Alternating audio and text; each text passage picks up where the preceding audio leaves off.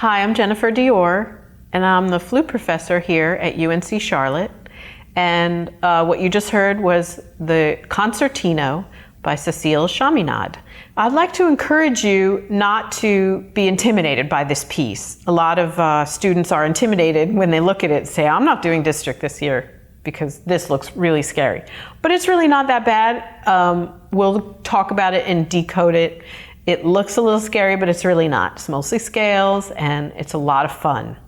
So I encourage you to try. At the beginning of the piece, you don't want to start any slower than about metronome equals 80, moderato. So then you've got dolce, sweetly, the triplets without rigueur. That's what that means if you're not used to French.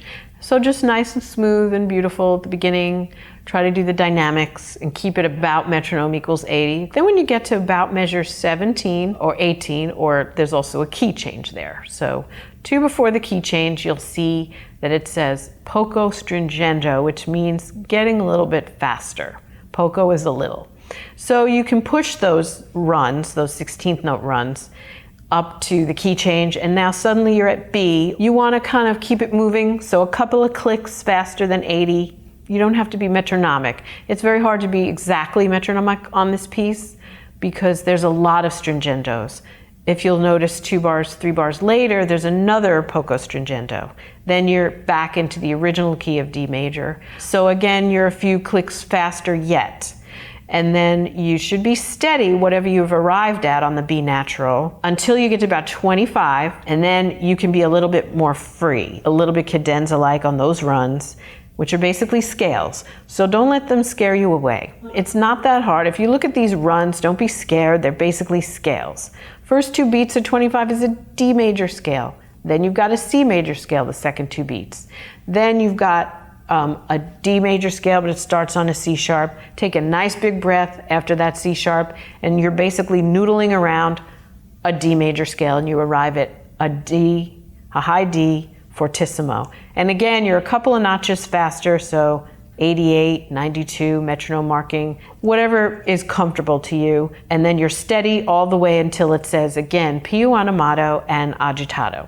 So that means more animated and agitated.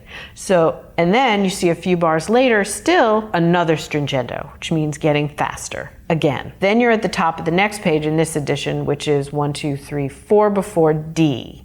Then you're steady at whatever you've arrived at after all that accelerando or stringendoing.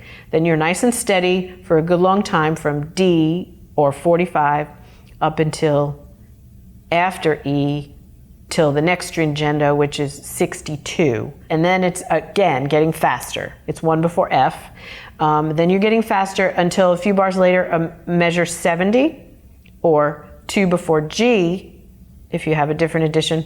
Then your rallentando, which is getting slower. It's marked there and the next bar, and then the next bar is slower still. Then you're snapping into a tempo vivo. Now, a word about the tempo vivo. When you heard me play it, I played it pretty fast, but you don't have to go that fast if you can't. It's much more important to play it cleanly, with a clean technique, not sloppy, skipping over notes. When I say clean, what I mean is, can you hear all the notes? Are you playing all the notes? Are you skipping over some? You're at a steady tempo from 1 after G, or the tempo vivo, all the way until the end of the excerpt, which is 3 after H. And then a word about the tempo vivo. You can do a little cheat fingering. It says piano leggero. So a lot of people, when they see something fast and they think it has to be loud and aggressive, don't forget, it's soft. So nice and soft. Don't allow yourself to get louder really for 4 measures. Stay soft. And that way the accents are more dramatic if you can do them. Very dramatic accents. That kind of thing. It's exciting if you can do that. And then come right down after the accents. Then the next measure is forte. Okay, so then you can come out. And then decrescendo into the piano, 2 before H, a nice soft trill, okay? So take a nice big breath, and then you're soft. Don't be loud right there. And then you can crescendo a little bit at H, and then piano again the bar after. Don't forget that, because you're gonna need your air for the next bar for this sextuplets, the last measure of the excerpt. F to A is very cracky. So if a good way to practice this, break it in, break it up. Getting back to that D sharp is challenging, so keep your lips super relaxed, real relaxed if you can. So you can grab the D, so it comes out, D sharp rather, up into the E. So just work on that in sections. I usually, and then maybe add a note at a time or 2 notes at a time, but keep it clean. So make sure you can hear all the notes. And then I don't know if I mentioned at the beginning of the vivo, you can cheat, like I mentioned before, you can do the trill as if you're trilling C to D. But you just do it once for these C to Ds in this whole section, you can do it. Instead of, there's no way to do that fast enough. And nobody notices because it's fast. And then backing up a little bit to before D, top of the second page, 1 before it. It's not a big deal, but I prefer the breath right before the grace notes, but that doesn't matter too much.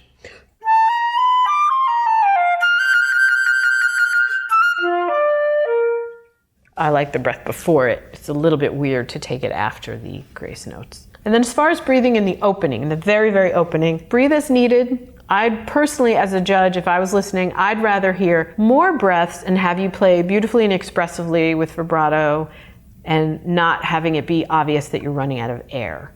So keep that in mind. Have your breath less as long as you can, but if you need a breath, take a breath. You can see from the music some good suggestions for breathing at A.